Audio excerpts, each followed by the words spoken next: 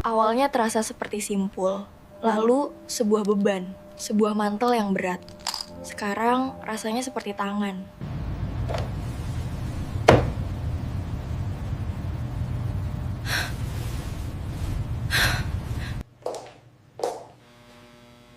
Struktur tulang Anda sempurna.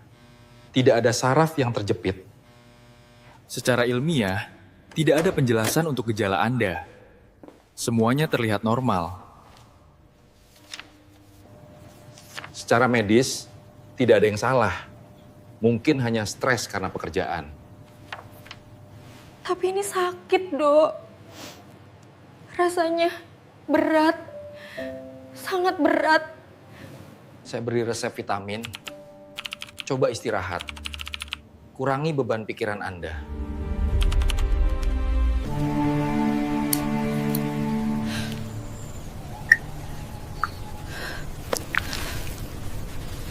Astaga.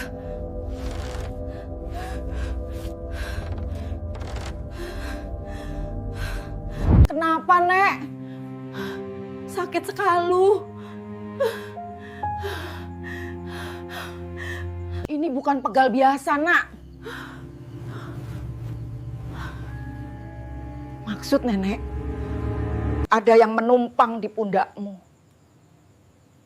Dan dia tidak mau pergi.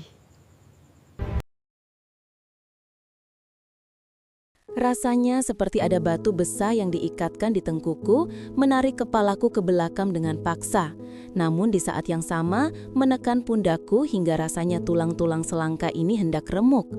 Bukan, ini bukan sekadar pegal biasa karena terlalu lama duduk di depan komputer kantor.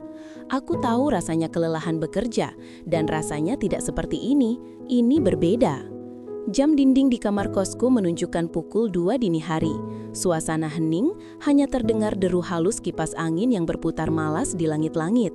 Namun, di dalam keheningan itu, telingaku berdenging nyaring. Keringat dingin sebesar biji jagung mengalir dari pelipis, membasahi ciput yang sengaja tidak kulepas, karena rasa dingin yang aneh tiba-tiba menyergap tengkukku setiap kali leherku terbuka. Aku mencoba memutar leher, berharap mendengar bunyi kertak tulang yang melegakan. Namun, yang terjadi justru rasa sakit yang menyengat, tajam seperti tusukan jarum panas yang menembus kulit hingga ke saraf. Astaghfirullahaladzim, desisiku lirih menahan perih yang menjalar hingga ke pangkal lengan. Tanganku meraba leher bagian belakang, kulitku terasa tegang, kaku, dan dingin. Aneh sekali, padahal udara di Jakarta belakangan ini sedang panas-panasnya, tapi area tengkuk dan bahuku sedingin es. Seolah-olah darah berhenti mengalir di sana. Atau mungkin ada sesuatu yang menempel dan menyerap kehangatan tubuhku. Sudah 1 minggu ini aku tidak bisa tidur nyenyak. Setiap kali mata terpejam, rasa berat itu datang. Bukan hanya sakit fisik, tapi ada gelombang kecemasan yang tidak beralasan. Rasanya seperti diawasi, rasanya seperti ada napas lain yang berembus pelan tepat di belakang telingaku. Aku bangkit dari tempat tidur, meraih botol minyak angin yang sudah tinggal setengah isinya di atas nakas. Aroma mentol yang tajam segera memenuhi rongga hidungku saat aku menuangkannya ke telapak tangan. Aku menggosokkannya dengan kasar ke leher dan pundak, berharap panas dari cairan itu bisa mengusir rasa beku yang mencengkeram.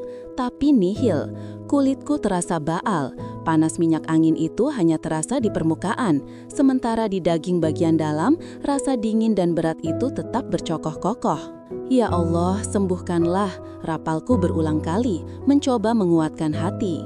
Sebagai seorang muslimah, aku selalu diajarkan untuk bersandar pada Allah dalam segala hal. Aku tidak pernah meninggalkan sholat 5 waktu, rutin membaca Al-Quran, dan berusaha menjauhi hal-hal yang syubhat.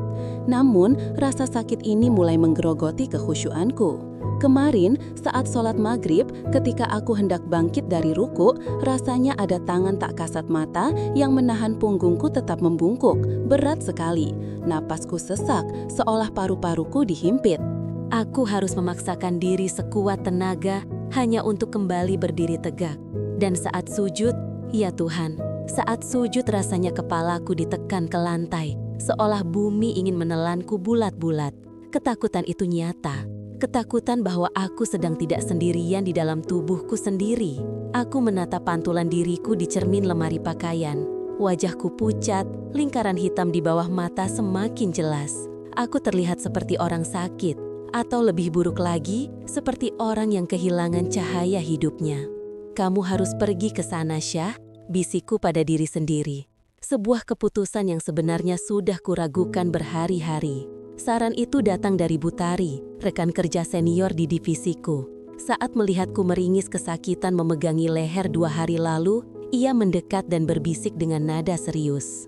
Itu bukan salah bantal, Aisyah. Matamu beda. Coba kamu ke Nenek Aminah. Dia bukan dukun sembarangan. Dia cuma tukang pijat.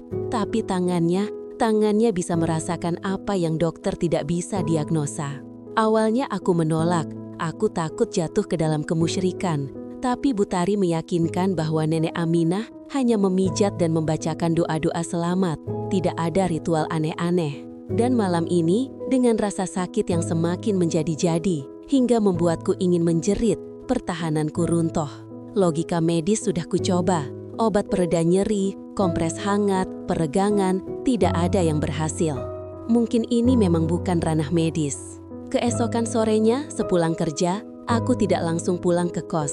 Bermodalkan alamat yang dicatat Butari di secari kertas, aku memacu motor metiku membelah kemacetan Jakarta Selatan menuju pinggiran kota yang lebih padat dan semrawut. Langit mulai berubah warna menjadi jingga kemerahan, tanda senja akan segera berakhir. Awan mendung menggantung rendah, menambah kesan suram sore itu. Lokasi rumah Nenek Aminah ternyata berada di sebuah gang sempit yang hanya muat 1 motor. Kiri kanannya dipadati rumah-rumah petak yang saling berdempetan, dengan jemuran pakaian yang melintang di atas kepala, seperti panji-panji penyambutan yang kumuh. Aku memarkir motor di depan sebuah warung kelontong kecil sesuai instruksi warga setempat, lalu berjalan kaki masuk lebih dalam ke gang buntu itu. Suasana di sini berbeda, lebih lembab dan sunyi, seolah hiruk-pikuk jalan raya di ujung gang tidak mampu menembus masuk ke area ini. Di ujung gang, berdiri sebuah rumah kayu tua dengan model panggung rendah, sangat kontras dengan bangunan beton di sekelilingnya.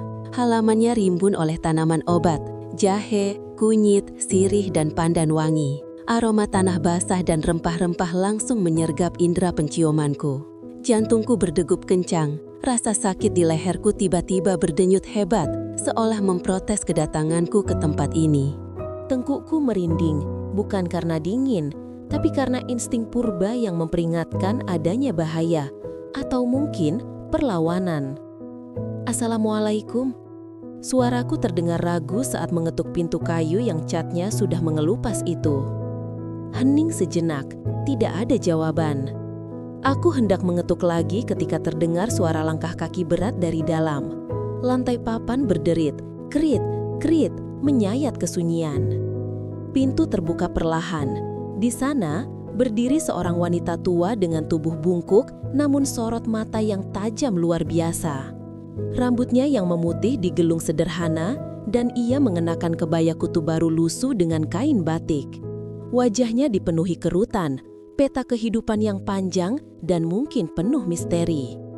Itu pasti Nenek Aminah. Ia tidak langsung menjawab salamku. Matanya yang hitam pekat menatap lurus ke arahku. Tidak. Bukan ke wajahku, dia menatap ke atas pundak kiriku. Tatapannya begitu intens, seolah sedang beradu pandang dengan sesuatu yang bertengger di sana. Waalaikumsalam, jawabnya akhirnya. Suaranya serak dan berat, seperti gesekan batu kali. Masuklah, Nak Aisyah, sudah lama dia menunggu untuk dilepas. Darahku berdesir hebat, aku belum menyebutkan namaku. Nenek, tahu nama saya? Tanyaku terbata, kakiku terasa berat untuk melangkah melewati ambang pintu. Nenek Aminah tersenyum tipis, senyum yang tidak mencapai matanya. Butari sudah menelpon tadi siang, tapi meskipun dia tidak memberitahu, bau bebanmu sudah tercium dari ujung gang. Aku menelan ludah, berusaha tetap berpikir positif. Mungkin maksudnya bau minyak angin yang kupakai berlebihan. Aku melangkah masuk. Ruang tamu rumah itu remang-remang, hanya diterangi lampu kuning 5 watt yang tergantung lemah di tengah ruangan. Tidak ada kursi sofa, hanya tikar pandan yang digelar rapi di lantai kayu. Aroma di dalam sini lebih pekat, campuran minyak kelapa, serai, dan sedikit bau melati yang sudah layu. "Duduklah," perintah Nenek Aminah sambil menunjuk tikar. Aku duduk bersimpuh, meletakkan tasku di samping. Rasanya ingin sekali aku langsung menceritakan semua keluhanku tentang sakit yang tak wajar ini, tentang tidurku yang terganggu, tentang ketakutanku. Tapi lidahku keluh, aura Nenek Aminah begitu mendominasi ruangan. Wanita tua itu berjalan mengelilingiku satu kali. Langkahnya pelan, namun setiap kali kakinya menapak, aku merasa udara di sekitarku semakin menipis. Ia berhenti tepat di belakang punggungku. Aku menahan nafas, jaraknya begitu dekat hingga aku bisa merasakan hawa panas tubuhnya. "Sakit sekali ya," bisiknya tepat di belakang telingaku. Aku mengangguk cepat, air mata desak keluar tanpa bisa kutahan. "Iya, Nek, sakit sekali, berat, seperti memikul beras berkarung-karung. Dokter bilang otot tegang, tapi..." "Shh!" Nenek Aminah memotong ucapanku.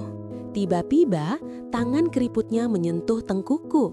Sentuhannya mengejutkan. Jari-jarinya terasa panas membara, kontras dengan leherku yang sedingin es. Aduh, aku tersentak, refleks ingin menjauh. Rasanya seperti ditempelkan besi panas. "Jangan bergerak," suaranya berubah tegas, penuh otoritas. "Kalau kau lari sekarang, dia akan semakin erat mencengkeram." Kata-kata itu membuatku terpaku. Dia? Siapa yang dimaksud dengan dia? Nenek Aminah mulai memijat. Awalnya pelan, meraba otot trapesius di bahuku yang mengeras seperti batu. Namun perlahan, pijatannya berubah menjadi tekanan yang menyakitkan.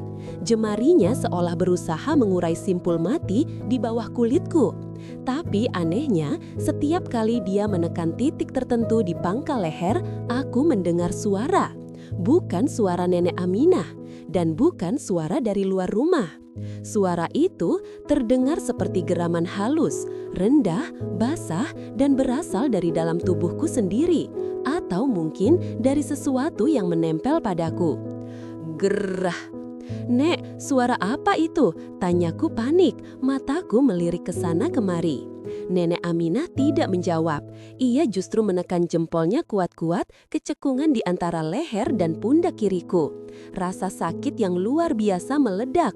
"Ah!" aku menjerit. Sakitnya bukan main. Rasanya seperti dagingku sedang disobek paksa dari tulangnya. "Tahan Aisyah, istighfar," seru Nenek Aminah. Napasnya mulai memburu. Aku mencoba mengucap istighfar, tapi tenggorokanku tercekat, seolah ada tangan besar yang mencekik leherku dari depan menghalangi suara suci itu keluar. Air mataku mengalir deras, tubuhku gemetar hebat. "Kau membawanya dari tempat yang tidak semestinya, Nak," gumam Nenek Aminah di sela-sela pijatannya yang semakin brutal. "Dia marah, dia tidak mau pergi, dia sudah nyaman menjadikan pundakmu sebagai sarangnya." "Apa maksud Nenek? Siapa?" teriakku histeris. Rasa berat di pundakku kini berubah menjadi rasa panas yang membakar. "Beban ini bukan milikmu. Ada jeritan yang tertahan di sini." Nenek Aminah menepuk keras punggung atasku, menimbulkan bunyi plak yang nyaring di ruangan sunyi itu. Seketika, pandanganku mengabur. Lampu 5 watt yang temaram itu berkedip-kedip. Di sudut mataku, dalam keremangan itu, aku melihat bayangan. Bayangan hitam, bungkuk, dan kurus kering sedang duduk bertengger di atas bahuku, dengan tangan panjangnya melingkari leherku. Wajahnya tidak terlihat, tertutup rambut panjang yang kotor dan kusut, tapi aku bisa merasakan dagunya yang runcing menusuk pundakku. Napasku tercekat, jantungku serasa berhenti berdetak. "Nek, ada..." "Jangan dilihat," bentak Nenek Aminah. "Tutup matamu, baca ayat kursi, lawan rasa sakitnya." Aku memejamkan mata rapat-rapat, menghilangkan bayangan mengerikan itu. Dengan sisa tenaga yang ada, aku memaksakan mulutku untuk bergerak, melafalkan ayat pelindung itu di dalam hati, meski rasanya kepalaku mau pecah. Allahu la ilaha illa huwa, hayyul qayyum. Seiring dengan bacaan batinku, Cengkeraman di leherku semakin kencang, seolah ingin meremukkan tulang leherku saat itu juga. Nenek Aminah terus memijat, mulutnya komat kamit merapalkan mantra atau doa yang tak kupahami bahasanya. Pertarungan ini baru saja dimulai, dan aku sadar hidupku yang tenang dan biasa-biasa saja telah berakhir malam ini. Sesuatu yang gelap telah masuk ke dalam hidupku, dan dia tidak berencana untuk pergi dengan damai. Langkah kakiku terhenti tepat di depan pintu kayu jati yang catnya sudah mulai mengelupas di sana-sini. Aroma tanah basah sisa hujan semalam masih menguar, bercampur dengan wangi samar bunga melati yang tumbuh liar di pekarangan rumah panggung sederhana ini. Jantungku berdegup sedikit lebih kencang dari biasanya, bukan karena lelah berjalan, melainkan karena rasa gundah yang entah kenapa semakin menjadi-jadi setiap kali aku mendekati tempat yang seharusnya memberiku ketenangan. Assalamualaikum Nenek Aminah, suaraku terdengar parau, tertelan oleh kesunyian sore yang mulai meremang. Hanya butuh beberapa detik sebelum terdengar suara engsel tua berderit. Pintu terbuka menampilkan sosok wanita tua dengan kebaya bunga-bunga lusuh namun bersih. Wajahnya dipenuhi kerutan yang memetakan ribuan cerita masa lalu, tetapi mata itu masih memancarkan binar kehidupan yang tajam sekaligus meneduhkan. Waalaikumsalam Duk Aisyah, jawabnya lembut. Senyum hangat merekah di bibirnya, seolah ia memang sudah menungguku sejak tadi. Masuk Duk, nenek sudah siapkan teh hangat. Aku melangkah masuk, menundukkan sedikit kepala sebagai tanda hormat. Begitu melewati ambang pintu, aroma khas itu langsung menyergap indera penciumanku. Bau minyak kelapa yang dimasak sendiri, dicampur dengan serai, jahe, dan sedikit aroma kemenyan yang tersamar memenuhi ruangan. Anehnya, bau yang biasanya membuat orang lain mengeringit, itu justru membuat pundakku yang tegang perlahan turun. Ada nuansa purba dan sakral di dalam rumah ini yang membuat waktu terasa berjalan lebih lambat. Ruang tamu Nenek Aminah tidak berubah sejak terakhir kali aku datang bulan lalu. Hanya ada tikar pandan yang tergelar rapi di tengah ruangan, sebuah lemari kaca berisi piring-piring keramik tua, dan lampu bohlam kuning temaram yang menggantung rendah menciptakan bayangan-bayangan panjang di sudut ruangan. Duduklah, lepaskan lelahmu dulu, ujar Nenek Aminah sambil menyodorkan segelas di cangkir lurik. Uap panas mengepul, membawa aroma melati yang menenangkan. Aku menerima gelas itu, merasakan hangatnya menjalar ke telapak tanganku yang dingin. Maaf merepotkan malam-malam begini, Nek. Badan Aisyah rasanya remuk sekali, sudah 3 hari susah tidur. Nenek Aminah tidak langsung menjawab, ia hanya menatapku lamat-lamat. Tatapannya tidak menghakimi, namun terasa menembus kulit, seolah sedang memindai sesuatu di balik lapisan bajuku. Badan bisa bohong, Duk, tapi mata tidak. Kamu bawa beban berat sekali kali ini. Aku hanya tersenyum kecut, tidak berani membantah. Memang benar belakangan ini, bukan hanya fisikku yang lelah. Ada kegelisahan yang menggantung di dada. Sebuah rasa takut tak bernama yang membayangiku setiap kali matahari terbenam.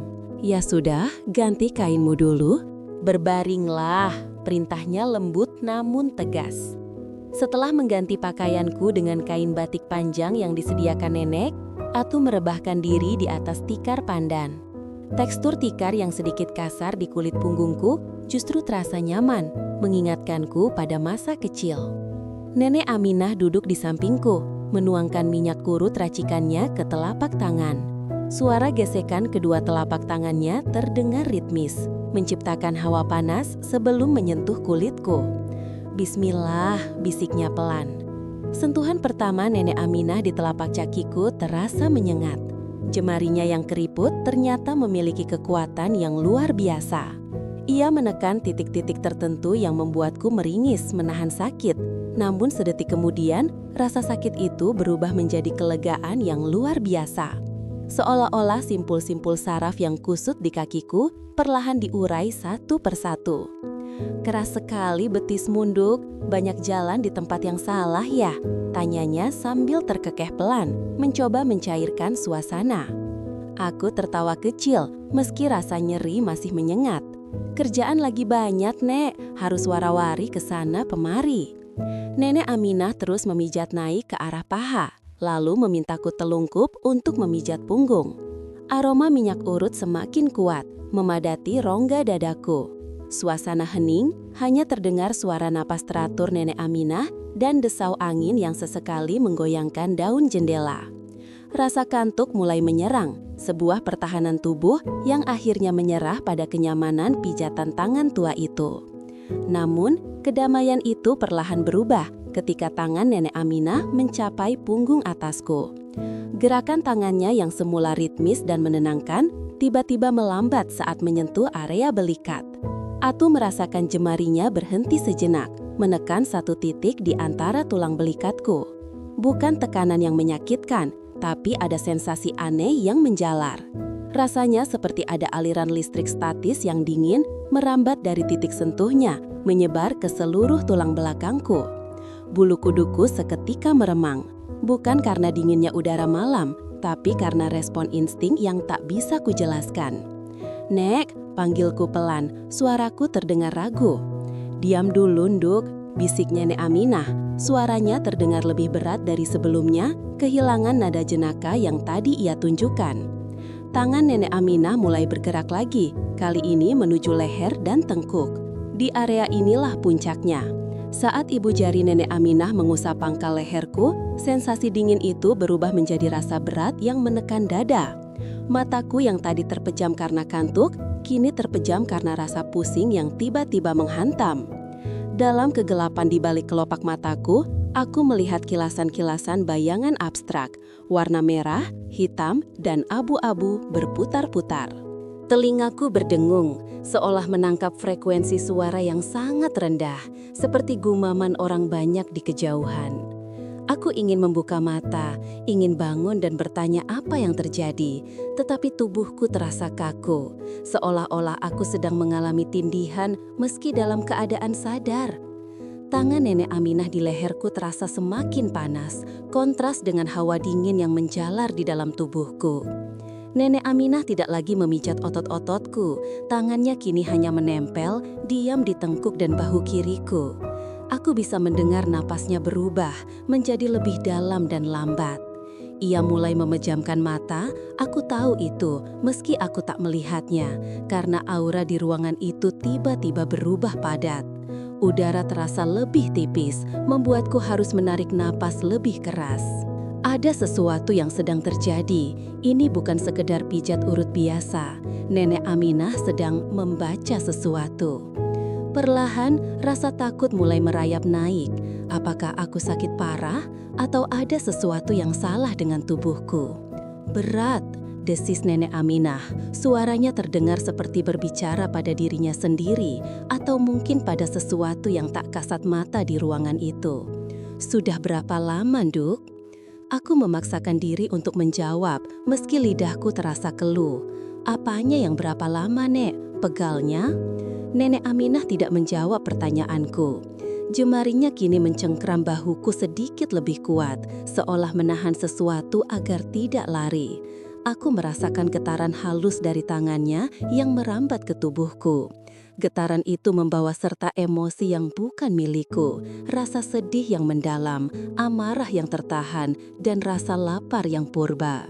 Jantungku berpacu liar. "Nek, sakit," rintihku. Bukan sakit fisik, tapi rasa tidak nyaman yang menyiksa batin. Rasanya seperti ada orang asing yang berdiri tepat di belakangku, menempelkan dagunya di bahuku, ikut menikmati pijatan ini. Nenek Aminah membuka matanya perlahan. Aku bisa merasakannya karena cengkramannya melonggar. Ia menarik napas panjang, lalu menghembuskannya dengan kasar seolah baru saja mengangkat karung beras yang sangat berat. Ia menarik tangannya dari tubuhku, memutus kontak fisik itu. Seketika, sensasi dingin dan bayangan-bayangan aneh itu lenyap. Udara kembali mengisi paru-paruku dengan lega. Suara jangkrik di luar rumah kembali terdengar, mengembalikan kesadaranku pada realitas ruang tamu yang remang-remang. Aku berbalik badan perlahan, mendudukkan diri dengan sisa tenaga yang ada. Keringat dingin membasahi pelipisku. Aku menatap Nenek Aminah, mencari jawaban. Wanita tua itu tampak sedikit terengah. Wajahnya terlihat lebih pucat dari saat aku datang tadi. Ia mengelap tangannya yang berminyak ke sebuah kain lap lusuh dengan gerakan lambat. Tatapannya tertuju padaku, namun kali ini ada sorot kekhawatiran yang mendalam di sana. "Nek, kenapa?" tanyaku, suaraku bergetar. "Apa ada urat yang kejepit?" Nenek Aminah mengeleng pelan. Ia meraih gelas tehnya yang sudah dingin, meminumnya sedikit untuk membasahi tenggorokan. "Bukan urat, Aisyah," ucapnya. Kali ini ia tidak memanggilku dengan sebutan enduk, menandakan keseriusan pembicaraan. Ia menatap lurus ke mataku, membuatku terpaku. "Uratmu emang tegang, badanmu emang capek. Tapi yang bikin kamu susah tidur, yang bikin bahumu berat seperti memikul batu kali, itu bukan karena kerjaan." Aku menelan ludah, tenggorokanku terasa kering. "Maksud nenek?" Nenek Aminah menghela napas. Jarinya menunjuk ke arah bahu kiriku, tempat di mana rasa dingin tadi berpusat. "Ada yang numpang, Aisyah. Dia duduk di situ, mencengkram lehermu. Warnanya gelap, baunya anyir. Dia sudah ikut kamu cukup lama, mungkin sejak kamu pulang dari tempat itu." Tempat itu, otakku berputar cepat, mencoba mengingat kemana saja aku pergi seminggu terakhir. Iya, Nenek Aminah mendekatkan wajahnya. Suaranya merendah menjadi bisikan yang membuat bulu romaku kembali berdiri. "Dia marah, enduk, dan dia minta sesuatu darimu. Pijatan nenek tadi cuma bikin dia tenang sebentar, tapi dia tidak mau pergi. Dia nyaman di tubuhmu." Kalimat itu menggantung di udara, lebih menakutkan daripada kegelapan malam di luar sana. Keheningan kembali menyelimuti ruangan, namun kali ini keheningan itu terasa mengancam. Aku meraba leherku sendiri secara refleks, dan untuk sesaat aku bersumpah merasakan sisa hawa dingin yang tertinggal di sana, seolah bekas jemari tak kasat mata yang enggan melepaskan cengkeramannya. Aroma minyak kelapa yang dicampur dengan irisan pandan dan rempah-rempah lawas memenuhi rongga hidungku, menciptakan sensasi hangat yang seharusnya menenangkan. Pijatan Nenek Aminah di punggungku terasa begitu pas, menekan titik-titik pegal yang selama ini menyiksa akibat jam kerja yang tak manusiawi. Mataku terpejam, menikmati detik-detik langka di mana tubuhku bisa beristirahat total di atas dipan kayu tua yang berderit halus setiap kali aku bergerak. Suara detak jam dinding kuno menjadi satu-satunya musik latar, beradu dengan napas teratur sang nenek. Namun, kedamaian itu pecah dalam sekejap mata. Tiba-tiba, tekanan di punggungku lenyap. Jari-jari Nenek Aminah yang tadinya menari lincah menelusuri otot bahuku, kini membeku tepat di area tengkuk. Bukan berhenti karena selesai, melainkan berhenti dengan kaku, seolah-olah beliau baru saja menyentuh bara api atau sesuatu yang menjijikan. Hening yang tercipta terasa berbeda. Udara di dalam kamar pijat yang sempit itu mendadak terasa berat dan dingin, membuat bulu kuduku meremang bukan karena sentuhan, tapi karena insting purba yang memperingatkan adanya bahaya. "Nek," panggilku pelan, mencoba menoleh ke belakang. Leherku masih terasa kaku, namun aku memaksakan diri untuk melihat wajah wanita tua itu. Apa yang kulihat membuat darahku berdesir hebat. Nenek Aminah mundur 2 langkah, wajahnya yang keriput dan semula teduh dengan senyum keibuan kini berubah pucat pasi, seputih kain mori. Bibirnya gemetar hebat dan matanya membelalak lebar, menatap leher belakangku dengan sorot ketakutan yang murni. Kedua tangannya yang berlumuran minyak terangkat di depan dada, jari jemarinya gemetar tak terkendali. "Nek, ada apa? Kenapa berhenti?" Tanyaku lagi, kali ini nadaku mulai naik karena cemas melihat reaksinya yang tak wajar. Aku mencoba bangun dan duduk, namun Nenek Aminah justru memekik tertahan. "Jangan bergerak," sergahnya tajam, suaranya parau.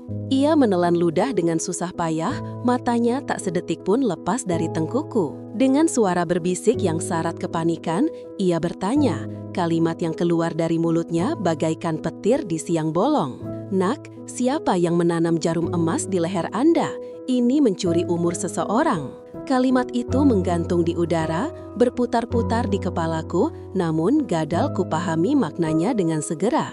Jarum emas, mencuri umur, aku terperangah. Rasa syok, bingung, dan marah bercampur aduk menjadi satu gumpalan emosi yang menyumbat tenggorokan. Apa maksud nenek? Suaraku bergetar, separuh tertawa karena ketidakpercayaan, separuh lagi ketakutan melihat keseriusan di wajahnya. Aku mencoba bangun dan duduk, namun nenek Aminah justru memekik bertahan. Jangan bergerak, sergahnya tajam, suaranya parau. Ia menelan ludah dengan susah payah, matanya tak sedetik pun lepas dari tengkuku. Dengan suara berbisik yang syarat kepanikan, ia bertanya. Kalimat yang keluar dari mulutnya bagaikan petir di siang bolong. Nak, siapa yang menanam jarum emas di leher Anda? Ini mencuri umur seseorang. Kalimat itu menggantung di udara, berputar-putar di kepalaku, namun gadal kupahami maknanya dengan segera. Jarum emas, mencuri umur, aku terperangah. Rasa syok, bingung, dan marah bercampur aduk menjadi satu gumpalan emosi yang menyumbat tenggorokan. Apa maksud nenek? Suaraku bergetar, separuh tertawa karena ketidakpercayaan, separuh lagi ketakutan melihat keseriusan di wajahnya. Jarum emas apa? Saya tidak pernah memasang hal-hal seperti itu. Jangan berbohong pada orang tua. Nenek Aminah mendesis. Kali ini ia mengambil kain lap di dekat meja dan menggosok tangannya dengan kasar, seolah ingin menghilangkan bekas sentuhan dari kulitku. Napasnya memburu. Energinya panas, Nak. Panas sekali seperti api neraka. Benda itu bukan benda sembarangan. Itu susu pemikat, tapi jenis yang jahat. Jenis yang memakan tuannya perlahan-lahan untuk memberi makan orang lain. Aku merasakan lututku lemas seketika. Aku segera meraba leher belakangku sendiri dengan panik. Kulitku terasa biasa saja, hanya sedikit lengket karena minyak. Tidak ada benjolan, tidak ada rasa sakit, tidak ada bekas luka. Tidak mungkin, Nek, demi Tuhan. Aku menyangkal keras. Air mata mulai menggenang di pelupuk mata karena rasa frustrasi yang memuncak. Saya ini orang berpendidikan. Saya bekerja di kantor modern. Saya tidak percaya tahayul, apalagi melakukan hal mistis seperti itu. Nenek pasti salah lihat atau salah raba. Nenek Aminah menggeleng kuat-kuat. Ia berjalan mundur hingga punggungnya menabrak lemari kayu. Ketakutan di matanya bukanlah akting. Itu adalah ketakutan seseorang yang mengerti dunia tak kasat mata dan baru saja melihat sesuatu yang mengerikan. Tangan nenek ini sudah memijat ribuan orang, Nak Aisyah. Dari pejabat sampai orang gila, semua sudah pernah nenek pegang. Ucapnya dengan suara bergetar namun tegas. Nenek bisa membedakan mana otot yang tegang, mana tulang yang geser, dan mana benda asing yang ditanam paksa di bawah kulit. Ada jarum emas, panjangnya seukuran kelingking, melintang di batang lehermu. Benda itu berdenyut, ia hidup. Kata hidup itu membuat perutku mual. Bayangan ada benda logam asing yang berdenyut di dalam dagingku sendiri membuatku ingin muntah. Kalau saya tidak memasangnya, lalu siapa? Tanyaku lirih, lebih kepada diriku sendiri. Pikiranku berpacu liar, memutar kembali ingatan-ingatan masa lalu. Apakah saat aku operasi amandel? Tidak mungkin. Apakah saat aku pingsan di acara kantor tahun lalu? Atau saat aku pergi ke salon langganan bulan lalu untuk potong rambut? Nenek Aminah menatapku dengan sorot mata yang sedikit berubah. Dari takut menjadi kasihan, namun tetap waspada. Ia menyadari kejujuran dalam penyangkalanku. Jika aku tidak memasangnya sendiri, itu berarti aku adalah korban. Dan dalam dunia yang Nenek Aminah pahami, menjadi korban dari jenis ilmu ini jauh lebih berbahaya. Ada orang yang menginginkan kecantikan atau keberuntunganmu, atau mungkin menginginkan sisa hidupmu. Bisik Nenek Aminah lagi, suaranya makin lirih, seolah takut didengar oleh makhluk lain yang mungkin mengawasi. Jarum itu pengikat, setiap detak jantungmu mengalirkan energi ke pemilik aslinya. Pantas wajahmu terlihat lelah meski masih muda. cahayamu sedang dihisap. Aku terdiam kaku di tepi dipan. Penjelasan itu masuk akal dengan kondisi fisikku belakangan ini. Rasa lelah yang tak kunjung hilang meski sudah tidur cukup, sering sakit kepala tanpa sebab, dan emosi yang sering tidak stabil. Selama ini aku mengira itu hanya burnout akibat pekerjaan. Tapi penjelasan Nenek Aminah menawarkan logika lain yang mengerikan. "Nek, tolong saya," pintaku, mengulurkan tangan memohon. "Kalau benar ada benda itu, tolong keluarkan. Nenek bisa kan?" Reaksi Nenek Aminah justru di luar dugaanku. Ia menepis tangannya di udara, menolak mentah-mentah. Tidak bisa," tolaknya keras. Wajahnya kembali diliputi panik. Nenek tidak berani menyentuhnya lagi. Pemilik jarum itu punya ilmu tinggi. Kalau nenek coba keluarkan paksa, nyawa nenek yang jadi taruhannya. Nenek sudah tua, Nak, tapi nenek belum mau mati konyol karena urusan orang lain. "Tapi Nek, pulanglah Nak Aisyah," potong Nenek Aminah. Kini ia bergegas menuju pintu kamar dan membukanya lebar-lebar, mengusirku secara halus namun tegas. "Cari orang yang lebih pintar, kiai, ustadz, atau orang pintar yang mengerti urusan begini. Jangan biarkan benda itu terlalu lama. Semakin lama ia di sana, semakin dalam ia mengakar ke sumsum tulangmu." Aku berdiri dengan kaki gemetar, meraih tasku yang tergeletak di kursi rotan. Rasanya seperti mimpi buruk. Baru 1 jam yang lalu aku datang ke sini berharap relaksasi, kini aku keluar dengan membawa vonis mengerikan. "Siapa?" tanyaku lagi.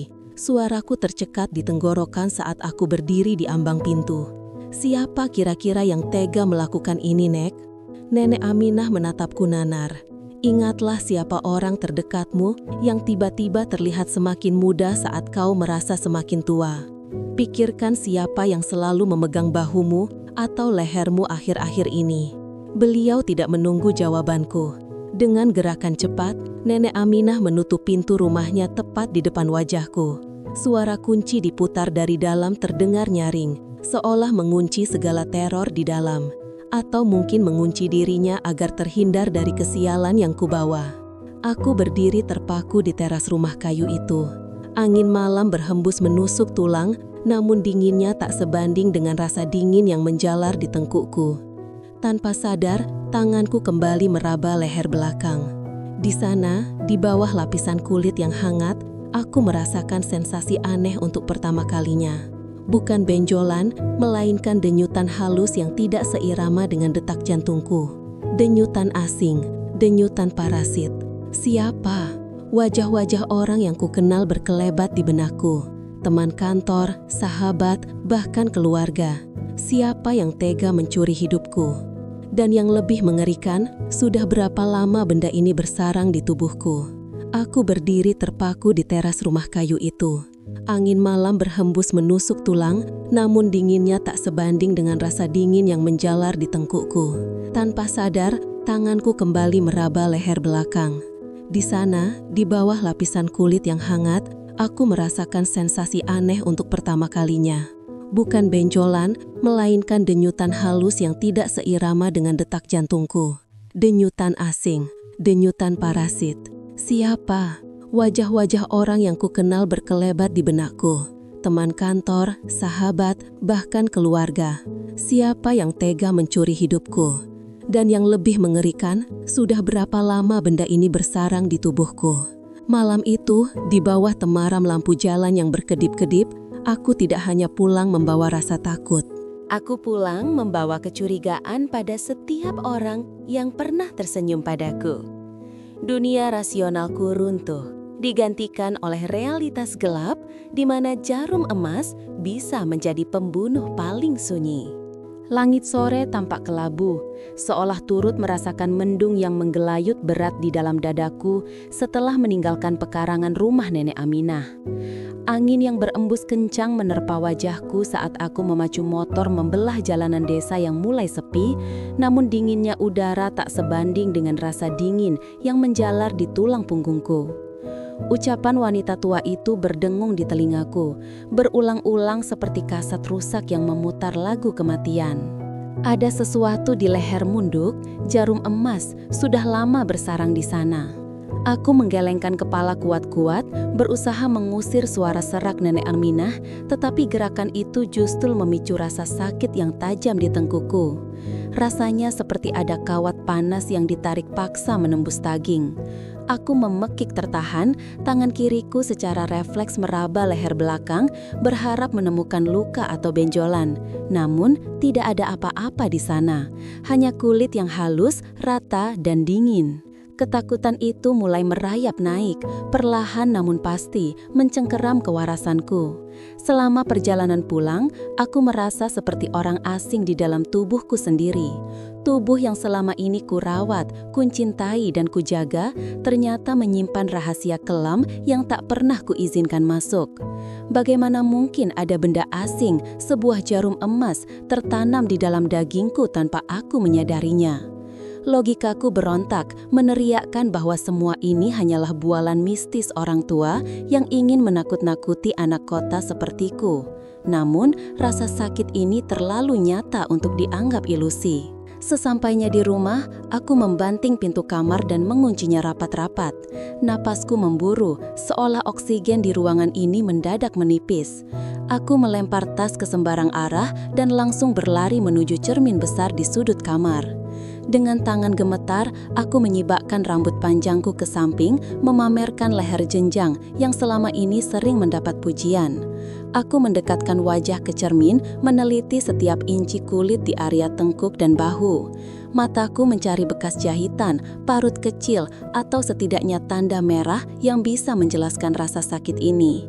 Nihil, kulitku tampak sempurna, tanpa cacat sedikit pun. Ini tidak mungkin, bisikku pada pantulan diriku sendiri yang tampak pucat pasi. Kau hanya lelah, Aisyah, kau stres. Aku mencoba membasuh wajah dengan air dingin, berharap rasa kantuk atau kelelahan akan melultur dan membawa pergi serta paranoia ini. Namun, saat air menyentuh kulit leherku, sensasi itu datang lagi. Kali ini bukan rasa sakit, melainkan denyutan. Seolah benda itu hidup, seolah jarum itu memiliki detak jantungnya sendiri yang berdegup tidak seirama dengan nadiku. Aku mundur terhuyung hingga punggungku menabrak lemari pakaian. Lututku lemas, aku merosot duduk di lantai dingin, memeluk lutut erat-erat. Air mata mulai menetes tanpa bisa kubendung. Perasaan ini bukan hanya takut, melainkan rasa terkhianati yang begitu dalam. Jika benar ada seseorang yang memasukkan benda ini ke tubuhku, itu berarti seseorang telah menyentuhku saat aku tidak sadar. Seseorang telah melanggar privasi paling dasar dari seorang manusia. Siapa? Pertanyaan itu meledak di kepalaku. Siapa yang punya akses sedekat itu padaku? Siapa yang menginginkan aku memakai pemikat seperti yang dikatakan Nenek Aminah? Pikiranku melayang ke masa lalu, memutar ulang memori-memori yang mungkin terlewatkan. Apakah ibu? Tidak, ibu terlalu religius untuk hal-hal syirik seperti ini. Beliau bahkan melarangku memakai jimat penolak bala saat aku kecil. Lalu siapa? Tante Ratna, wanita yang selalu terobsesi dengan kecantikan dan sering membawaku ke spa tradisional miliknya saat aku remaja. Aku ingat satu kejadian, sekitar 5 tahun lalu menjelang kelulusan SMA. Tante Ratna bersikeras membawaku ke seorang ahli pijat refleksi di pinggiran kota. Katanya, itu untuk membuang aura negatif agar aku sukses ujian dan enteng jodoh. Aku ingat aroma melati yang menyengat di ruangan remang-remang itu dan rasa kantuk luar biasa setelah diberi minum teh herbal yang pahit. Apakah saat itu? Apakah saat aku tertidur karena ramuan itu, jarum ini dimasukkan? Ya Tuhan, rintihku, menjambak rambutku sendiri karena frustrasi. Semakin aku berusaha mengingat, semakin rasa sakit di leherku menjadi-jadi. Kini rasanya bukan lagi seperti ditusuk, melainkan seperti digerogoti. Seolah logam itu bereaksi terhadap kesadaranku, menolak untuk diketahui keberadaannya. Rasa mual tiba-tiba menyerang perutku. Aku berlari ke kamar mandi dan memuntahkan isi perutku yang hanya berisi cairan asam. Setelah membasuh mulut, aku menatap nanar ke arah wastafel. Tubuhku gemetar hebat. Aku merasa kotor, najis. Ada benda keramat yang bersekutu dengan setan di dalam diriku dan aku tidak tahu bagaimana cara mengeluarkannya. Nenek Aminah bilang mencabutnya tidak mudah, bisa berakibat fatal jika dilakukan sembarangan, nyawa taruhannya. Malam itu turun dengan cepat, membawa kegelapan yang terasa lebih pekat dari biasanya.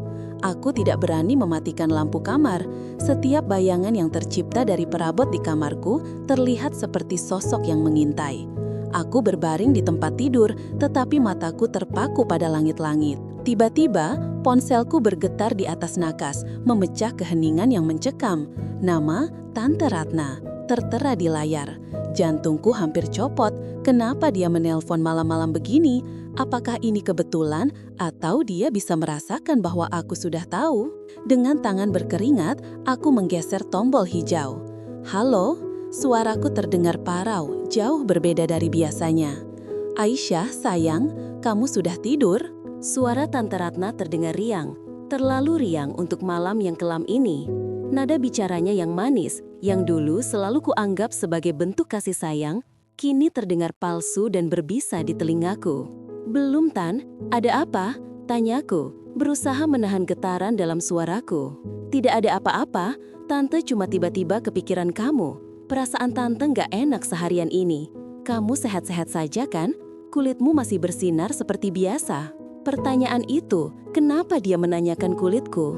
Aku agak pusing, Tan. Mungkin masuk angin. Jawabku berbohong, sambil tangan kiriku kembali meraba leher belakang secara tidak sadar. Oh, begitu. Jangan lupa minum vitamin ya. Jaga diri baik-baik. Ingat, kecantikan itu asetmu yang paling berharga, Aisyah. Harus dijaga, apapun caranya. Kalimat terakhir itu membekukan darahku. Apapun caranya. Iya, Pan, aku mau istirahat dulu. Potongku cepat, lalu mematikan sambungan telepon tanpa menunggu balasannya. Aku melempar ponsel itu ke ujung kasur, seolah benda itu baru saja membakarku. Kecurigaanku semakin menebal menjadi keyakinan yang mengerikan. Tante Ratna tahu sesuatu, atau mungkin dia dalangnya. Tapi untuk apa? Apa untungnya baginya jika aku memakai susuk ini? Apakah dia menjadikanku tumbal untuk kecantikannya sendiri? Atau dia benar-benar berpikir dia sedang menolongku? Rasa sakit di leherku kini berubah menjadi sensasi panas yang menjalar hingga ke bahu dan kepala. Rasanya seperti ada racun yang menyebar perlahan melalui pembuluh darahku. Aku bangkit dari tempat tidur dan kembali berdiri di depan cermin.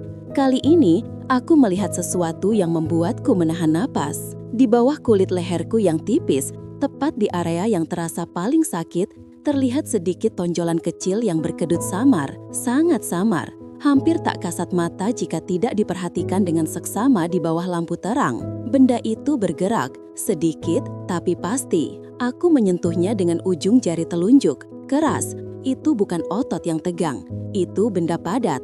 Dan saat aku menekannya, rasa nyeri yang luar biasa menyambar hingga ke mataku, membuat pandanganku berkunang-kunang. Keluarlah!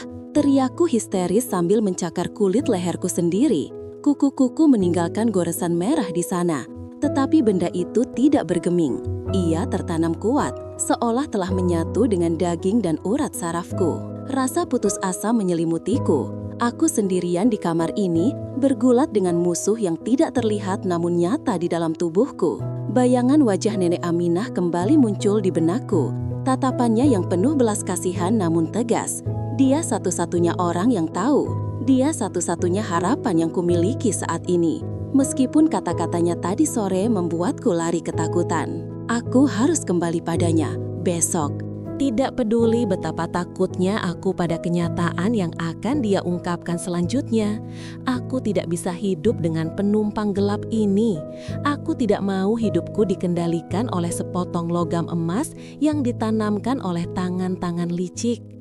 Malam semakin larut, namun tidur tak kunjung datang.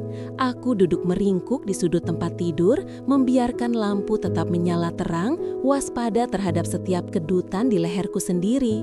Ketakutan ini bukan lagi sekedar bayangan, ia telah menjadi fisik, menjadi bagian dari anatomi tubuhku. Dan yang paling mengerikan adalah kesadaran bahwa orang-orang yang selama ini kusebut keluarga mungkin adalah monster yang tersenyum manis sambil menancapkan jarum ke dalam hidupku. Langkah kakiku terasa berat saat memasuki rumah. Seolah lantai marmer yang biasa kupijak, kini berubah menjadi lumpur hisap yang ingin menelanku bulat-bulat. Udara di dalam rumah terasa pengap, padahal jendela-jendela besar di ruang tengah terbuka lebar. Bukan sirkulasi udara yang salah, melainkan atmosfer mencekam yang kubawa sendiri dari rumah sakit. Ibu berjalan di depanku, punggungnya terlihat tegang. Ia meletakkan tas tangannya di atas meja konsol dengan gerakan yang terlalu cepat, terlalu kaku. Ia menghindari tatapanku sejak kami keluar dari ruang konsultasi dokter tadi. Dokter bilang aku sehat secara fisik, bahwa rasa sakit yang menyiksa tulang-tulangku hanyalah manifestasi stres atau kelelahan kronis. Tapi aku tahu dan ibu tahu itu bohong. "Ibu, buatkan teh hangat dulu ya, kamu butuh istirahat, Syah," ujar ibu tanpa menoleh. Suaranya terdengar dipaksakan ceria, namun getar kecemasan di sana tak bisa disembunyikan dariku. Aku tidak menjawab. Aku hanya berdiri mematung di ambang pintu ruang tengah, memandangi sosok wanita yang melahirkanku itu bergegas menuju dapur seakan dikejar hantu. Rasa sakit di dadaku bukan lagi karena serangan fisik yang biasa mendera tiap malam, melainkan rasa sakit karena dikhianati oleh kebungkaman. Aku mengikutinya ke dapur. Suara denting sendok beradu dengan gelas keramik terdengar nyaring memecah keheningan. Tangan ibu gemetar saat menuangkan air panas. Air itu tumpah sedikit ke meja, tapi ia tidak memperdulikannya. "Bu," panggilku. Suaraku parau, kering. Ibu tersentak, bahunya menegang. "Sebentar nak, sedikit lagi jadi. Gula batu kesukaanmu kan?" "Bu, hentikan," potongku. Kali ini lebih tegas. Ibu terdiam. Ia mematikan dispenser, lalu berbalik perlahan. Wajahnya yang biasanya teduh, kini tampak pucat, dihiasi guratan-guratan lelah yang sepertinya bertambah banyak dalam semalam. Ia mencoba tersenyum, senyum yang tidak mencapai matanya. "Kenapa, Syah? Kamu mau camilan juga? Ibu bisa gorengkan pisang kalau kamu mau." Aku menggeleng pelan, merasakan amarah dan kepedihan bergumul di kerongkongan. Aku tidak butuh teh, aku tidak butuh pisang goreng, aku butuh kebenaran. Ibu menghela nafas panjang, lalu berjalan mendekatiku, mencoba meraih tanganku. "Kamu bicara apa sih? Kebenaran apa? Dokter kan sudah bilang, kamu cuma butuh istirahat. Pikiranmu terlalu kalut karena skripsi, karena pekerjaan." Aku menepis tangannya. Gerakan itu kasar, dan aku melihat kilatan rasa sakit di mata ibu, tapi aku tidak bisa mundur lagi. "Jangan bohong lagi, Bu. Tolong, jangan anggap Aisyah anak kecil lagi."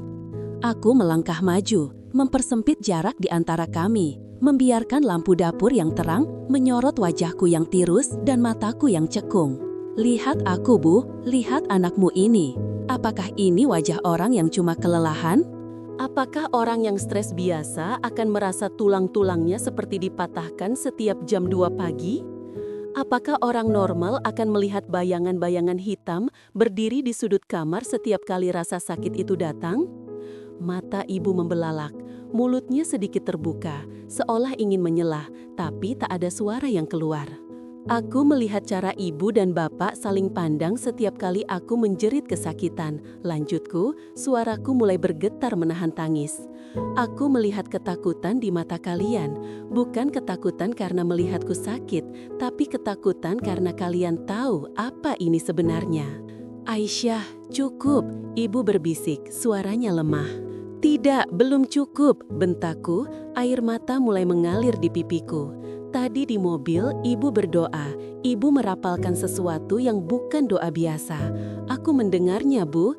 Jangan ambil dia sekarang, belum waktunya. Siapa yang mau mengambilku? Apa yang sebenarnya terjadi padaku?" Keheningan yang menyusul teriakan itu terasa memekakkan telinga.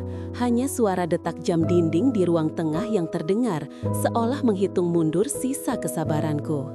Ibu mundur selangkah, tubuhnya merosot hingga ia harus berpegangan pada pinggiran meja makan.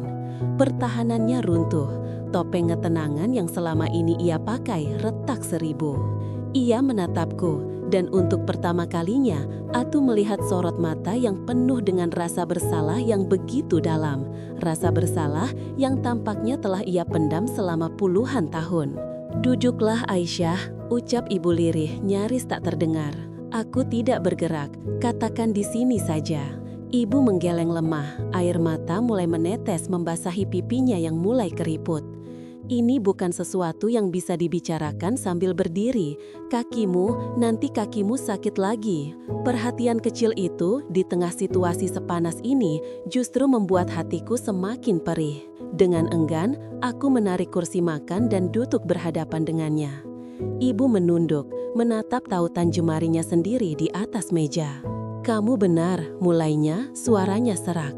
Ini bukan penyakit medis. Dokter manapun tidak akan bisa menemukan penyebabnya karena lukanya tidak ada di dagingmu, tapi di jiwamu. Jantungku berdegup kencang, memukul-mukul rongga dada. Maksud ibu apa? Ibu mengangkat wajahnya, menatapku dengan nanar. Aisyah, kamu tidak lahir seperti anak-anak lain. Dulu, sebelum kamu ada, ibu dan bapak mengalami masa-masa sulit. Kami putus asa. Kami menginginkan keturunan, tapi rahim ibu bermasalah. Medis sudah angkat tangan. Aku mencengkram ujung meja. Lalu, nenekmu, dia menyarankan kami pergi ke seseorang, orang pintar di desa seberang gunung. Ibu menelan ludah, seolah kata-kata itu terasa pahit di lidahnya. Kami muda, kami bodoh, dan kami sangat menginginkanmu.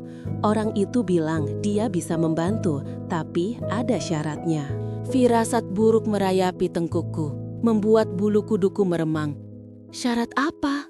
Perjanjian, jawab ibu singkat. Satu kata yang membuat udara di dapur terasa dingin seketika. Dia bilang, anak yang lahir dari perantara ini akan memiliki keistimewaan. Tapi keistimewaan itu butuh wadah yang kuat. Dan jika wadahnya tidak siap saat usianya menginjak dewasa, maka energi itu akan memakannya dari dalam. Aku terenganga. Rasanya seperti disambar petir di siang bolong. Segala logika yang kubangun selama ini runtuh seketika. Jadi, rasa sakit ini karena perjanjian yang ibu buat. Ibu menangis terseduh-seduh, menutupi wajahnya dengan kedua tangan. Kami pikir itu hanya dongeng, Syah. Kami pikir itu hanya omong kosong orang tua untuk menakuti kami agar rajin memberikan sesajen atau sedekah. Selama 20 tahun kamu tumbuh sehat, cerdas, cantik. Kami lupa, kami benar-benar lupa sampai kamu mulai mengeluh sakit punggung sebulan yang lalu. Ibu, menukarku? Tanyaku. Suaraku dingin, asing di telingaku sendiri. Ibu menukar kesehatanku, nyawaku, demi keinginan ibu memiliki anak? Bukan begitu, nak. Demi Allah, bukan begitu. Ibu meraih tanganku, menggenggamnya erat meski aku mencoba menariknya. Tangannya dingin dan basah. Orang itu bilang kamu akan dilindungi. Dia bilang penjaga itu akan menjagamu. Kami tidak tahu kalau penjaga itu justru yang menyakitimu sekarang. Penjaga? Aku teringat bayangan hitam yang sering kulihat di sudut kamar. Sosok tinggi besar yang selalu mengawasi saat aku merintih kesakitan. Bayangan itu, ibu mengangguk pelan, wajahnya penuh penyesalan. Itu pendampingmu, seharusnya dia melindungimu dari mara bahaya. Tapi karena ikatan perjanjian itu belum diputus dan usiamu sudah matang, dia menagih haknya. Dia ingin menyatu sepenuhnya denganmu, Aisyah. Dan tubuh manusiamu menolaknya. Itulah yang menyebabkan rasa sakit itu. Tulang-tulangmu serasa remuk karena ada energi lain yang memaksa masuk ke dalam ragamu. Aku menarik tanganku paksa dari genggaman ibu. Rasa mual menjalar di perutku. Bukan karena sakit fisik, tapi karena kenyataan ini terlalu mengerikan untuk dicerna. Orang tuaku, orang-orang yang paling kuhormati dan kucintai, telah mengikatku pada sesuatu yang gaib, bahkan sebelum aku sempat menghirup nafas pertamaku. Kenapa ibu tidak memberitahuku lebih awal? Tanyaku lirih. Kenapa membiarkanku merasa gila, bolak-balik ke psikiater, minum obat penenang yang tidak ada gunanya? Kami takut, Syah. Kami takut kamu akan membenci kami. Kami takut kamu akan pergi. Dan sekarang, potongku tajam. Sekarang aku tahu. Apakah itu membuatku sembuh? Tidak, Bu. Ini justru membuatku merasa kotor. Aku berdiri, kursi berdecit nyaring di lantai. Kepalaku pening, rasanya dunia berputar terlalu cepat. Mau kemana, Syah? Ibu ikut berdiri, panik. Aku butuh udara, jawabku tanpa menoleh. Jangan ikuti aku. Aku butuh waktu untuk mencerna kalau ternyata hidupku hanyalah hasil transaksi gaib kalian. Aisyah, tunggu. Bapak sedang mencari jalan keluarnya. Dia sedang pergi menemui Kiai Hasan untuk meminta bantuan, seru ibu, berusaha menahanku. Langkahku terhenti sejenak di ambang pintu dapur. Kiai Hasan, nama itu cukup disegani di daerah kami. Jadi itu sebabnya Bapak tidak ada di rumah hari ini. Semoga Bapak berhasil, kataku dingin. Karena kalau tidak, Ibu harus bersiap melihat anak yang Ibu inginkan setengah mati ini mati perlahan di depan mata Ibu sendiri. Aku meninggalkan Ibu yang terduduk lemas di lantai dapur, menangis meraung memanggil namaku. Aku berlari menaiki tangga menuju kamarku, mengunci pintu rapat-rapat. Di dalam kamar yang temaram, aku bersandar pada pintu, napasku memburu. Mataku menyapu sekeliling ruangan. Boneka beruang di atas lemari, tumpukan buku skripsi di meja belajar, foto-foto wisuda di dinding, semua tampak normal. Tapi kini aku tahu, ada selubung tipis yang menutupi kenyataan mengerikan di baliknya. Tiba-tiba, suhu di kamar turun drastis. Hawa dingin menusuk tulang kembali datang. Rasa sakit yang familiar mulai merambat dari ujung kaki, menjalar naik seperti akar tanaman beracun yang membeli tulang belakangku. Aku terperosok jatuh ke lantai, memegangi dadaku. Pergi, desisku pada ruang kosong. Dari sudut kamar yang paling gelap, di antara lemari dan dinding, bayangan itu mulai memadat. Lebih pekat dari malam, lebih kelam dari keputusasaan. Ia tidak lagi bersembunyi. Sudah waktunya. Sebuah suara bergaung, bukan di telingaku, tapi langsung di dalam kepalaku. Suara itu berat, kuno, dan mengerikan. Aku sadar, konfrontasi dengan ibu tadi telah membuka kotak Pandora. Rahasia itu telah terucap, dan pengakuan itu seolah menjadi kunci yang membuka gerbang sepenuhnya. Penjaga itu tahu aku sudah sadar akan keberadaannya. Dan kini, dia tidak akan menahan diri lagi. Malam ini akan panjang, dan aku sendirian menghadapi warisan kutukan ini. Suara isak tangis itu memecah keheningan malam yang mencekam di ruang tengah rumah kami. Bukan tangisan biasa, melainkan raungan kepedihan yang terdengar begitu menyayat hati, seolah-olah ada bendungan raksasa yang baru saja jebol dari dalam dada wanita paruh baya di hadapanku. Ibu bersimpuh di lantai dingin, bahunya terguncang hebat, menutupi wajahnya dengan kedua telapak tangan yang gemetar. Aku masih berdiri kaku, mematu dengan napas yang tertahan di tenggorokan. Pertanyaanku yang tadi meluncur tentang benda asing yang terdeteksi di hasil ronsen itu masih menggantung di udara, menuntut jawaban. Namun, melihat ibu hancur seperti ini, rasa takutku perlahan bermutasi menjadi firasat buruk yang jauh lebih mengerikan daripada teror mistis manapun yang pernah kualami. Bu, panggilku lirih, suaraku bergetar. Tolong jawab Aisyah, apa maksud semua ini? Kenapa ada jarum emas di dalam tubuh Aisyah? Ibu perlahan menurunkan tangannya. Wajahnya basah oleh air mata, matanya merah dan bengkak, memancarkan rasa bersalah yang begitu dalam. Ia menatapku, bukan sebagai anaknya yang ia banggakan, melainkan sebagai korban dari dosanya sendiri. Ia mencoba merangkak mendekatiku, hendak meraih kakiku, namun aku refleks mundur selangkah. Gerakan mundurku itu seperti tamparan keras baginya. Ibu kembali meraung, memukul-mukul dadanya sendiri. Maafkan ibu, nak. Ampuni ibu. Suaranya parau, tersedak oleh ludah dan air mata. Siapa yang melakukannya, Bu? Desaku lagi, kali ini dengan nada yang lebih tinggi, didorong oleh rasa panik yang mulai menggerogoti kewarasan. Siapa yang menanam benda itu di tubuhku? Ibu mengangkat wajahnya, menatap lurus ke dalam mataku dengan tatapan nanar. Bibirnya gemetar hebat sebelum akhirnya kalimat terkutuk itu meluncur keluar. Ibu yang memasangnya saat kau masih bayi. Dunia seakan berhenti berputar detik itu juga. Aku merasa lantai yang kupijak runtuh seketika. Telingaku berdengung kencang, menuliskan suara jangkrik di luar rumah, menyisakan hanya detak jantungku yang memburu gila-gilaan. Pengakuan itu menghantamku lebih keras daripada pukulan fisik manapun.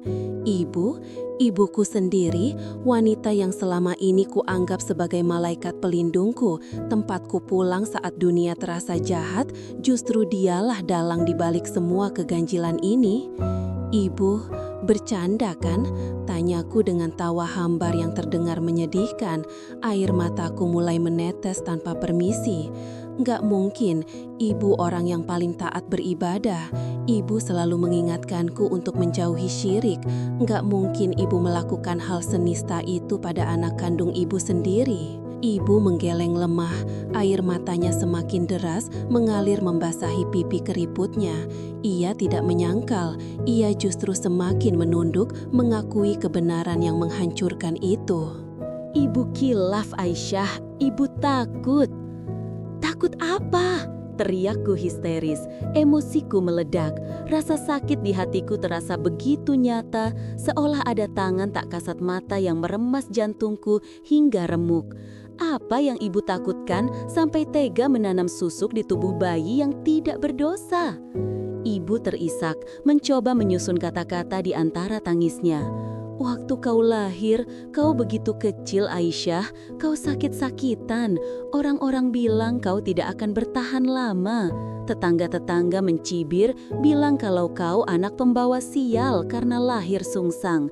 Ibu tidak kuat mendengar mereka menghinamu, mendoakanmu mati. Ia menarik napas panjang yang terdengar menyakitkan. Lalu ada seseorang yang menyarankan ibu untuk membawamu ke orang pintar di desa sebelah.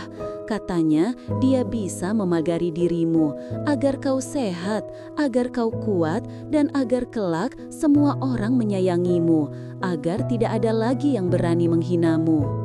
Aku menutup mulutku dengan tangan, menahan mual yang tiba-tiba menyeruak. Jadi, semua kasih sayang yang kuterima selama ini, semua pujian tentang wajahku yang berseri, semua keberuntunganku, apakah itu semua palsu?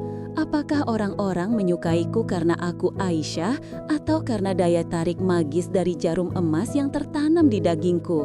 Jadi, selama ini Aisyah hidup dalam kepalsuan. Tanyaku lirih, suaraku pecah. Semua prestasi Aisyah, semua teman-teman Aisyah, apakah mereka nyata atau hanya efek dari susuk itu? Tidak, Nak, tidak.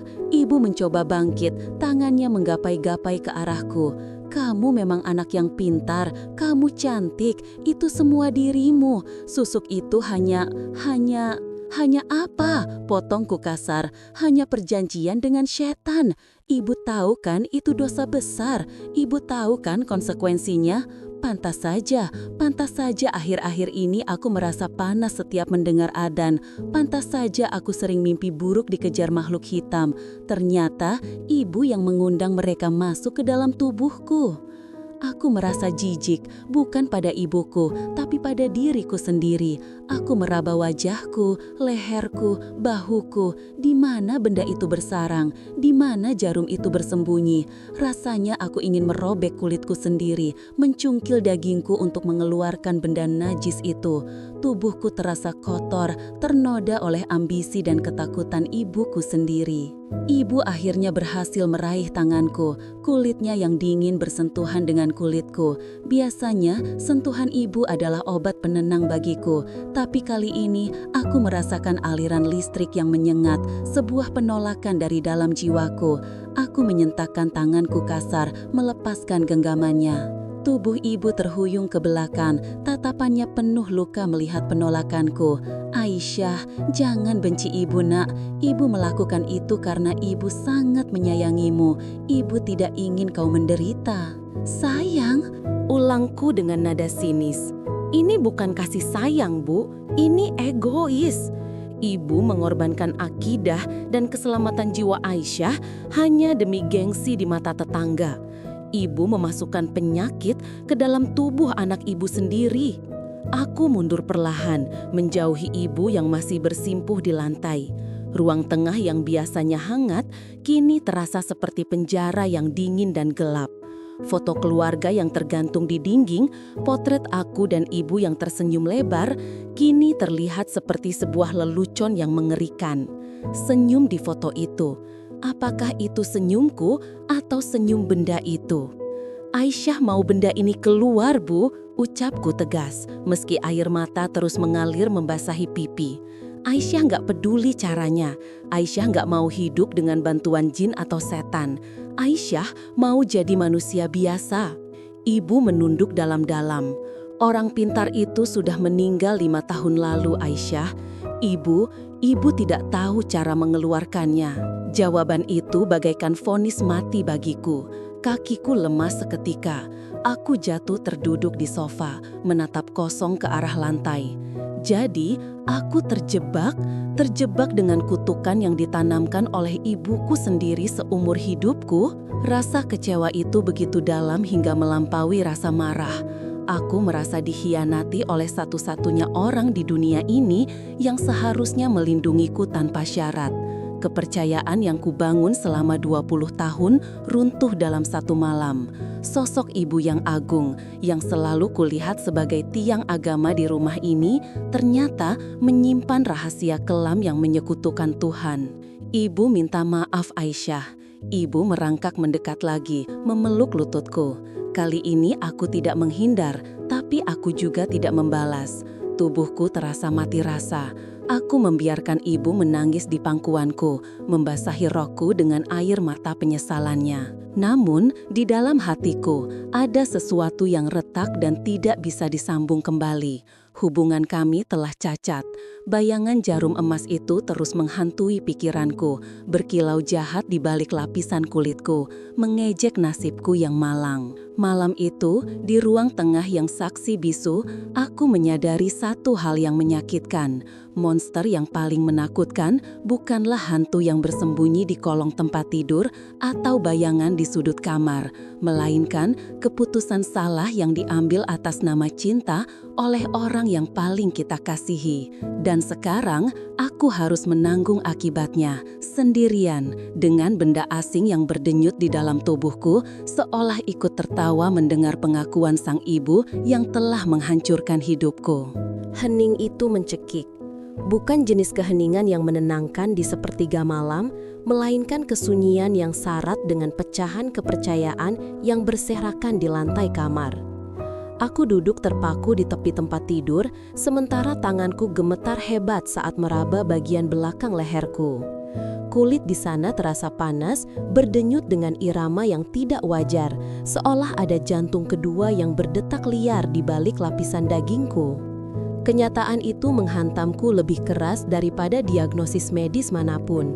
Bukan saraf kejepit, bukan tumor, bukan infeksi kelenjar, melainkan sebuah benda asing, sebuah jarum emas kecil yang telah bersarang di sana entah sejak kapan. Sejak kamu lulus SMP, Syah, suara ibu terdengar lirih, nyaris tenggelam oleh isak tangisnya sendiri. Aku memejamkan mata, mencoba menahan gelombang mual yang tiba-tiba naik ke kerongkongan. SMP? Itu berarti sudah belasan tahun benda mistis ini hidup di dalam tubuhku, menjadi parasit yang menyerap energiku, memanipulasi auraku, dan menipu setiap orang yang memandangku. Pantas saja rasa sakit ini begitu aneh. Rasanya bukan seperti sakit fisik biasa, melainkan seperti ada sesuatu yang menggeliat, ingin keluar, memberontak melawan wadahnya yang mulai rapuh. "Kenapa, Bu?" tanyaku. Suaraku terdengar asing di telingaku sendiri, kering, serak, dan penuh luka. Kenapa ibu tega melakukan ini padaku tanpa aku tahu? Ibu, wanita yang selama ini kulihat sebagai sosok malaikat pelindung, kini tampak begitu kerdil di sudut ruangan. Ia duduk bersimpuh di lantai karpet, wajahnya sembab, tangannya meremas ujung daster batiknya dengan putus asa. Tidak ada lagi wibawa keibuan yang biasa ia pancarkan. Yang tersisa hanyalah seorang wanita tua yang ketakutan akan dosa dan penyesalan. "Ibu cuma ingin kamu bahagia, Nduk," jawabnya tersendat-sendat. Ia mengangkat wajahnya, menatapku dengan mata yang memerah. "Kamu ingat dulu, Kamu anak yang pendiam, pemalu, sering diejek teman-temanmu karena kulitmu gelap dan badanmu kurus. Ibu sakit hati, Syah. Ibu sakit hati setiap kali melihatmu pulang sekolah sambil tanpa ada yang mau sekelompok denganmu. Aku ingat masa itu, masa-masa remaja yang penuh ketidakpercayaan diri. Tapi itu adalah proses tumbuh kembang yang wajar, bukan alasan untuk bersekutu dengan hal gaib. Jadi ibu membawaku ke orang pintar itu. Saat ibu bilang kita mau pijat refleksi, memoriku berputar mundur mengingat sebuah perjalanan ke desa terpencil di Jawa Timur saat liburan sekolah. Aku ingat bau kemenyan yang menyengat dan rasa sakit seperti digigit semut di tengkukku saat itu. Dulu, ibu bilang itu hanya terapi untuk melancarkan peredaran darah ke otak agar aku pintar. Ibu mengangguk pelan, air matanya kembali tumpah. Dia bilang jarum itu akan membuka auramu. Membuatmu terlihat bercahaya, disukai banyak orang, enteng jodoh, dan disegani. Dan lihat kan hasilnya, kamu tumbuh jadi wanita yang cantik, Syah. Karirmu bagus, banyak laki-laki yang mendekatimu. Palsu, teriakku, tak mampu lagi membendung amarah. Rasa nyeri di leherku melonjak tajam seiring dengan emosiku yang meledak. Rasanya seperti ada kawat panas yang ditarik paksa melalui otot leherku. Aku mengerang, mencengkram spray kuat-kuat, hingga buku-buku jariku memutih. Semua itu palsu, Bu, seruku lagi. Kali ini dengan napas terengah menahan sakit, kecantikanku, karirku, orang-orang yang menyukaiku. Apakah mereka melihat Aisyah yang sebenarnya? Atau mereka hanya melihat sihir yang ibu tanam di badanku? Selama ini aku bangga dengan pencapaianku. Aku pikir itu hasil kerja kerasku. Ternyata aku tertawa getir, tawa yang terdengar menyedihkan. Ternyata aku cuma boneka mistis. Ibu merangkak mendekat, mencoba meraih tanganku. Tapi aku menarik diri. Gerakan refleks itu menciptakan jurang yang lebar di antara kami. Ekspresi ibu hancur melihat penolakanku. Maafkan ibu, Syah. Demi Allah, ibu tidak tahu kalau efeknya akan jadi seperti ini. Orang pintar itu bilang ini susuk putih, aman, tidak ada pantangan berat. Ibu tidak tahu kalau di usia tertentu, energinya akan membusuk seperti ini. Membusuk, ulangku. Kata itu terasa tepat. Selama beberapa bulan terakhir, aku tidak hanya merasakan sakit fisik, aku merasakan kebusukan emosional. Mimpi buruk yang terus berulang, hawa dingin yang selalu mengikuti, dan perasaan diawasi di kamar mandi. Tubuhku menolak benda itu, jiwaku menolaknya. Dan sekarang, setelah aku tahu kebenarannya, rasa jijik merayapi sekujur tubuhku. Aku menatap cermin rias di depanku. Pantulan wajahku terlihat di sana. Orang bilang aku memiliki wajah yang mempesona dan memikat. Dulu aku tersenyum mendengarnya. Sekarang, saat aku menatap mata di cermin itu, aku melihat sesuatu yang gelap berbayang di sana. Apakah itu diriku atau entitas lain yang ikut menumpang hidup lewat jarum emas itu? Selama ini, aku merasakan itu dosa kan? Tanyaku dingin. Ibu menunduk, bahunya terguncang hebat. Ibu hilaf. Ibu pikir asalkan tujuannya baik, Tuhan akan mengerti. Ibu tidak ingin kamu hidup susah dan dihina orang seperti ibu dulu. Alasan klasik, trauma masa lalu orang tua yang diproyeksikan kepada anak, dibungkus dengan dalih kasih sayang, namun dieksekusi dengan cara yang salah jalan. Kasih sayang ibu telah berubah menjadi racun yang kini menggerogoti tubuhku secara harfiah. Sakit, Bu, rintihku, saat gelombang nyeri berikutnya datang. Kali ini rasanya menjalar hingga ke bahu dan kepala, membuat pandanganku berkunang-kunang. Ibu panik, ia segera berdiri, tapi bingung harus berbuat apa. Ia ingin menyentuh leherku, mungkin ingin memijatnya seperti dulu, tapi ia sadar sentuhannya lah yang menjadi awal dari semua petaka ini. Tangan tuanya menggantung di udara, gemetar dan tak berdaya. Kita harus keluarkan, Syah. Besok kita cari orang yang bisa mengeluarkannya. Ibu akan tanggung jawab, ucap ibu dengan nada panik, matanya liar mencari solusi. Ke dokter saja tidak bisa, Bu.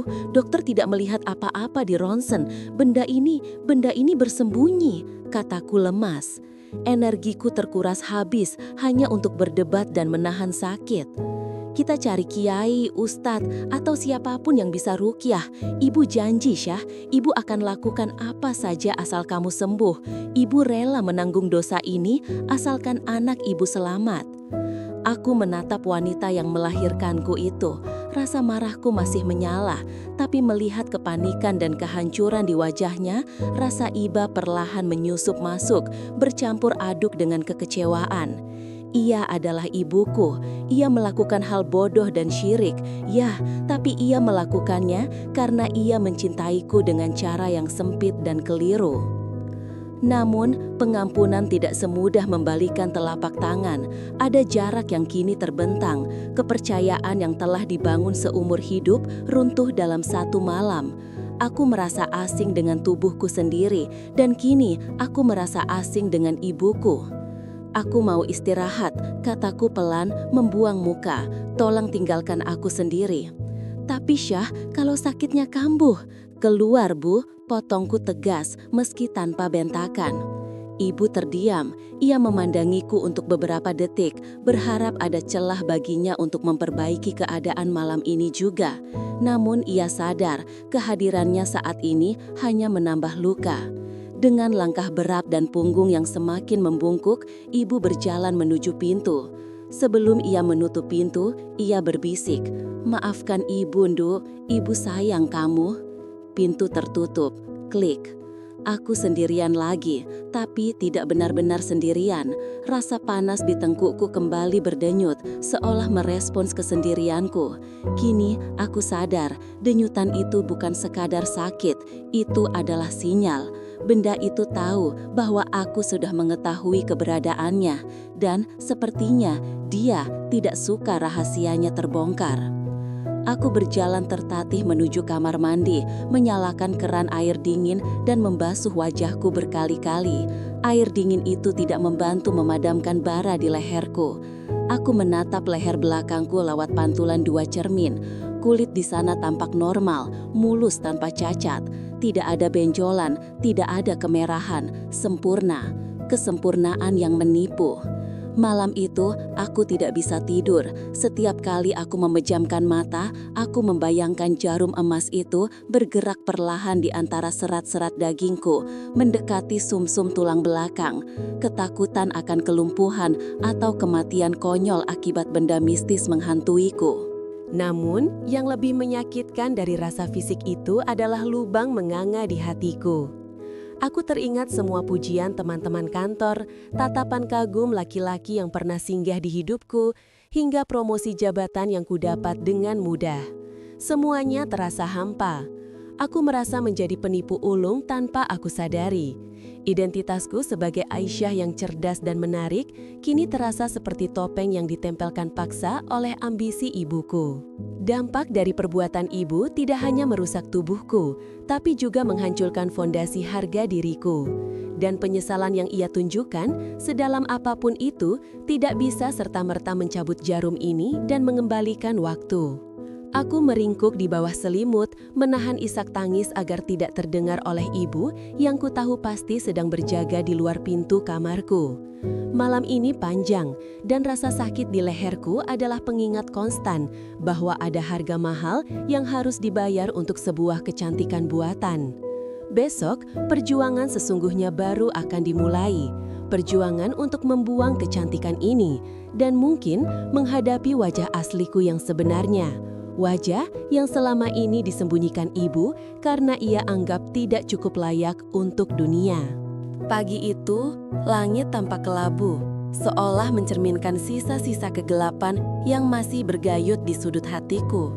Namun, di balik awan mendung itu, aku tahu matahari sedang berusaha menembus keluar. Sama sepertiku, keputusan sudah bulat. Aku tidak ingin lagi hidup di bawah bayang-bayang benda terkutuk ini. Kecantikan yang kudapatkan dengan cara instan ini ternyata meminta bayaran yang terlalu mahal. Ketenangan jiwaku dan kemurnian hubunganku dengan Sang Pencipta. Ibu duduk di sampingku di dalam mobil. Jemarinya yang mulai keriput menggenggam tanganku erat. Tidak ada kata-kata yang terucap selama perjalanan menuju rumah Kiai Husein, seorang ulama sepuh yang direkomendasikan oleh kerabat jauh ibu untuk membantu proses ini. Keheningan di antara kami bukan lagi bentuk permusuhan seperti minggu-minggu lalu, melainkan sebuah kesepakatan diam-diam untuk saling menguatkan. Aku bisa merasakan getaran halus dari tangan ibu, sebuah ketakutan yang ia coba sembunyikan demi diriku. "Kau siap, Syah?" tanya ibu pelan saat mobil berhenti di pelataran sebuah rumah kayu yang asri. Aroma bunga sedap malam dan tanah basah menyambut kami, kontras sekali dengan bau kemenyan atau melati mistis yang selama ini menghantuiku. Aku mengangguk, menarik napas panjang. "Siap, Bu, aku ingin ini berakhir." Di dalam rumah itu, suasana terasa sejuk dan damai. Tidak ada atribut menyeramkan, hanya rak-rak buku berisi kitab kuning dan kaligrafi ayat kursi yang terpajang di dinding. Kiai Husein menyambut kami dengan senyum teduh. Sorot matanya seolah bisa menembus langsung ke dalam jiwaku, melihat noda hitam yang tertanam di sana, namun tidak menghakimi. "Kecantikan itu titipan, Nak," ucap Kiai Husein lembut setelah aku menceritakan semuanya, termasuk rasa sakit yang mulai menjalar di wajahku setiap kali aku mencoba beribadah. Memasukkan benda asing dengan bantuan jin hanya akan mengotori wadah yang sudah Allah ciptakan dengan sempurna. Tapi Allah Maha Pengampun bagi hambanya yang mau kembali. Kata-kata itu menohok relung hatiku. Air mata mulai menggenang di pelupuk mata. Selama ini, aku merasa duniaku hancur karena standar kecantikan yang tidak realistis, sampai aku lupa bersyukur atas apa yang sudah kumiliki. Proses pelepasan itu tidaklah mudah. Kiai Husein memintaku untuk berwudu dan mengenakan mukena.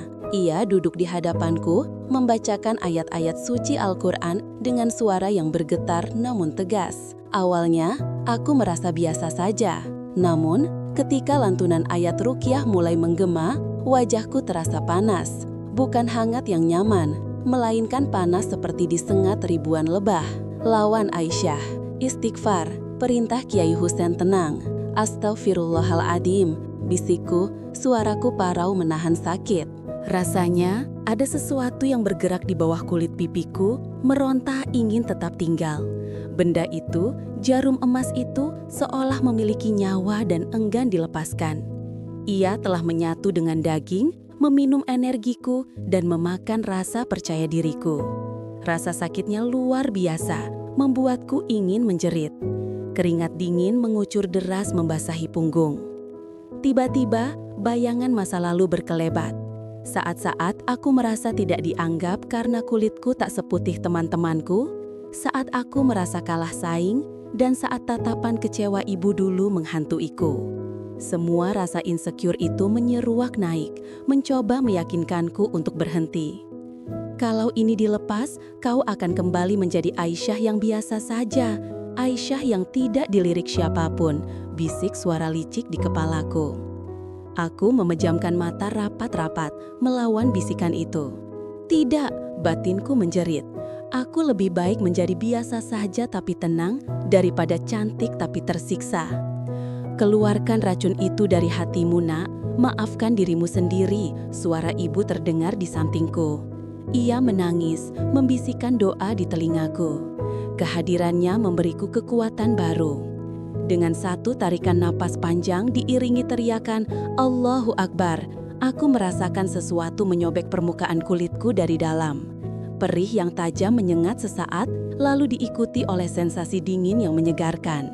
Sesuatu jatuh berdenting kecil di atas piring keramik putih yang disiapkan Kiai Husein. Hening. Nafasku terengah-engah. Rasa panas di wajahku lenyap seketika, digantikan oleh keringanan yang luar biasa. Seperti ada beban bertonton yang baru saja diangkat dari pundakku.